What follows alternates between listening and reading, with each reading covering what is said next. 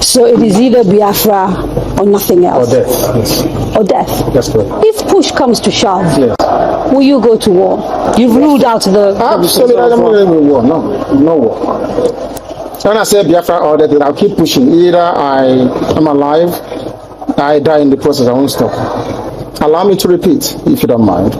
Had sovereign national conference been convened by the powers that be, where every ethnic nation, I said every, I don't care if there are 600, I don't care. Everyone is all the 500 plus. Everyone together to say this is all, others can delegate, I don't know, powers to other people to attend on their behalf. Sit down to say, what type of country do we want? Sit down, discuss, agree. I can begin to perhaps submit. Is it too late? It is way too late. They've killed too many people. They've ruined too many lives. They've wasted too many souls. How do we bring those people back? If the federal government, given the agitation that is going on, becomes convinced that, you know what, these people have a point, and it is time to actually address all these issues, and they begin to systematically address some of these issues, would you change your mind? No, because of the deceptions of the past. No trust. No trust. Aburi was there, it was negotiated. Nothing happened. 1968, if I recall. And the confab report, what became of it? How about the 3 R's? Reconciliation, reconstruction, and heaven knows what else. What became of them? Nothing.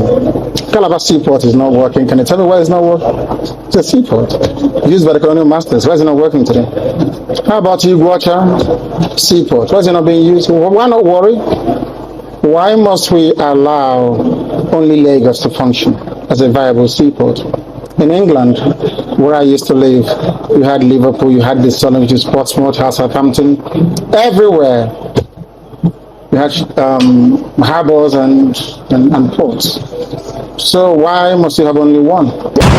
Mazi Nnamdi Kanu, popularly known as Ohamadike Igbo, is one of the most controversial and misunderstood figures in modern Nigerian history.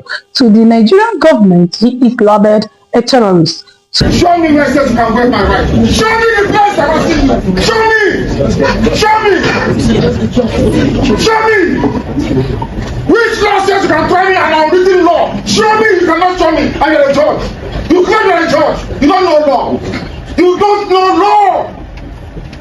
To millions of his supporters across the world, he is a freedom fighter, a voice for a people who feel politically excluded, economically marginalized, and systematically silent. Mazi Nnamdi Kanu rose to prominence through peaceful agitation and broadcast advocacy, using words, speeches, and a microphone to express grievances of the people, of Igbo people and other marginalized groups within Nigeria. This is what I want to guide the thinking of all our people. I want it to guide our understanding of what is happening in the zoo, and to understand also the spiritual dimension which we have chosen to pursue this very noble cause. Despite repeated raids on his home and property, no weapons, no arms, and no ammunition were ever publicly presented as evidence linking him to terrorism. What authorities reportedly found were personal items, books, clothing, and broadcast equipment.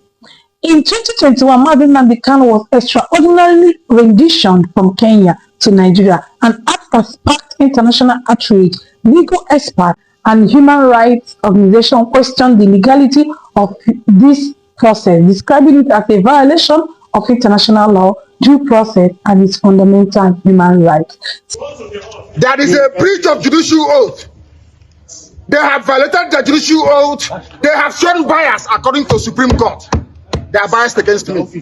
Supreme Court said so. And that is why what is happening in the judgments and rulings concerning me has been happening.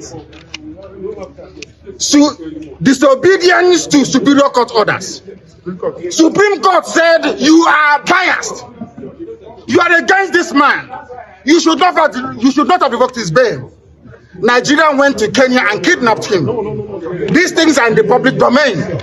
Why, therefore, are they insisting on trying me? A court order was entered. In that very court order, it was said very clearly and succinctly that she is no more. No. That she is no more going to try me. Why are they insisting? Why are they insisting? I ask. Because they have no case against me. They have no case against me, and they know it. Since then, he has remained in detention despite multiple court orders reportedly granting him bail. Supporters argue that his continued incarceration reflects not justice but political persecution. They believe his real crime is speaking carelessly about corruption, injustice, and ethnic balance within Nigerian power structure.